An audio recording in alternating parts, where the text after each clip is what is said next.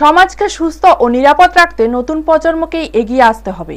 এই প্রত্যয়কে সামনে রেখে আজ সাব্রমের এসটি ও এসসি বালিকা হোস্টেলে অনুষ্ঠিত হলো এক তাৎপর্যপূর্ণ মাদক বিরোধী সচেতনতা সভা। ক্রমবর্ধমান মাদকাসক্তির ভয়াবহ প্রভাব থেকে শিক্ষার্থীদের দূরে রাখতে এবং সচেতন করে তুলতে এই উদ্যোগ গ্রহণ করা হয়। অনুষ্ঠানে উপস্থিত ছিলেন রূপাইছড়ি বিদ্যালয় পরিদর্শক জেনং মং এবং প্রাক্তন বিদ্যালয় পরিদর্শক দুলাল দাস। বক্তারা তাদের বক্তব্যে মাদকের শারীরিক ও মানসিক ক্ষতি, পারিবারিক অশান্তি এবং সামাজিক অবক্ষয়ের নানা দিক বিস্তারিতভাবে তুলে ধরেন। তারা ছাত্রীদের উদ্দেশ্যে দৃঢ় কণ্ঠে আহ্বান জানান, মাদক নয়, শিক্ষাই হোক জীবনের প্রধান শক্তি। আলোচনা সভাকে আরও প্রাণবন্ত করে তোলে হোস্টেলের ছাত্রীরা। তারা মাদক বিরোধী বিভিন্ন স্লোগান ও পোস্টার রচনা করে সমাজের প্রতি সচেতনতার শক্ত বার্তা পৌঁছে দেয়। মাদককে না বলে সুস্থ জীবন গড়ি, এমন বার্তায় মুখর হয়ে ওঠে গোটা পরিবেশ।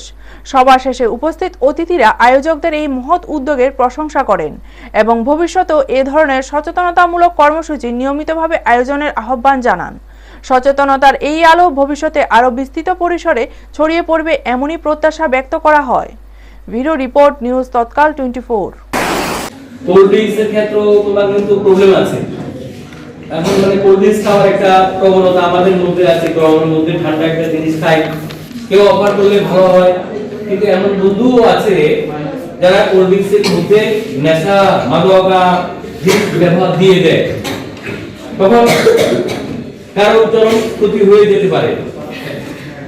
কাজেই ড্রাগ ব্যবহার করার ক্ষেত্রে সর্বশেষ কথাটাই হচ্ছে না বলা। বলবে ভালো লাগবে, আমি বলি। তো মূল যে কথাগুলো হচ্ছে, যে এতক্ষণ যে কথাগুলো বললাম, বর্জন করবো, কেন আমরা প্রভাবিত হবো না, এবং তোমরা নিজেকে অন্যদেরকেও বলবে যে এটা খারাপ। পড়াশোনার ক্ষেত্রে আমার যে স্বপ্ন, সেই স্বপ্ন আমি পূরণ করতে পারবো না। আবুটা আমার চেয়ে একটু ভালো না বলি, আমি তো হোস্টেলের স্টুডেন্ট ছিলাম।